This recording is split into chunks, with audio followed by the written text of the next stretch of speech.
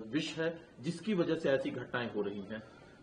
देखिए, आप उस राहुल गांधी जी के ट्वीट को देखेंगे और फिर मल्लिका अर्जुन खड़गे जी के ट्वीट को भी देखेंगे, दोनों में समानता तो नजर आती है, लेकिन घटना चीफ जस्टिस ऑफ इंडिया के चैम्बर में घटती है। प्रधानमंत्री जी उसकी निंदा करते हैं, मैं भी उसकी निंदा करता हूं। हरियाणा में एक आईपीएस की आत्महत्या का मामला आता है, सरकार तुरंत कार्रवाई करती है।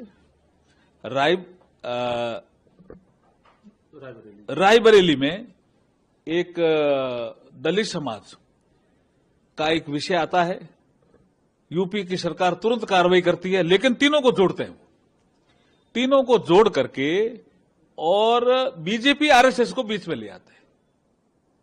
ये जो एक घृणित मानसिकता जो राहुल गांधी जी के इस ट्वीट में दिखने को मिली है, हरियाणा सरकार ने भी तुरंत कार्रवाई की, यूपी सरकार ने भी तुरंत कार्रवाई की।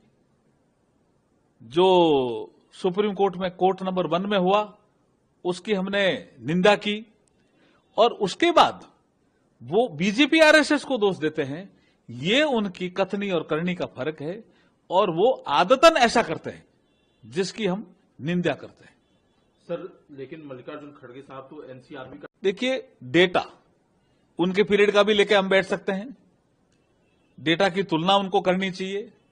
और मैं ये कह रहा हूं, मैं मल्लिका अर्जुन खड़गे जी को यह भी कहना चाहता हूं कि 2014 के बाद दलित समाज की पर कैपिटा इनकम भी बढ़ी है, लोगों की आर्थिक उन्नति भी हुई है, सामाजिक उन्नति भी हुई है, राजनीतिक क्षेत्र में भी उन्होंने अपनी पैठ बनाई है।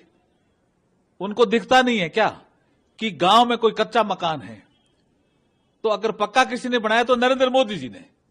उनकी एक ही पीड़ा है राहुल गांधी जी की कि ये जो प्रधानमंत्री जी की कुर्सी थी, प्रधानमंत्री पद की जो कुर्सी थी, ये नेहरू जी, इंदिरा जी, राजीव गांधी जी के कारण ये नेहरू परिवार के लिए रिजर्व थी।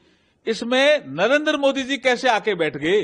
नरेंद्र मोदी जी गुजरात में जब अच्छा काम किया तो जनता ने पसंद किया, जनता ने वोट देकर के, अपना मत देकर के नरेंद्र मोदी जी को प्रधानमंत्री बनाया।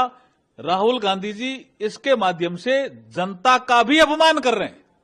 मतलब कुल मिलाजुला करके वो बीजेपी और आरएसएस को इसके टारगेट पे ले रहे हैं, क्योंकि उनको घटना से कोई संबंध नहीं है बीजेपी आरएसएस का, और हर घटना के बीच में बीजेपी आरएसएस लिया जाता है। हम इस मानसिकता की ओछी राजनीति की निंदा करते हैं।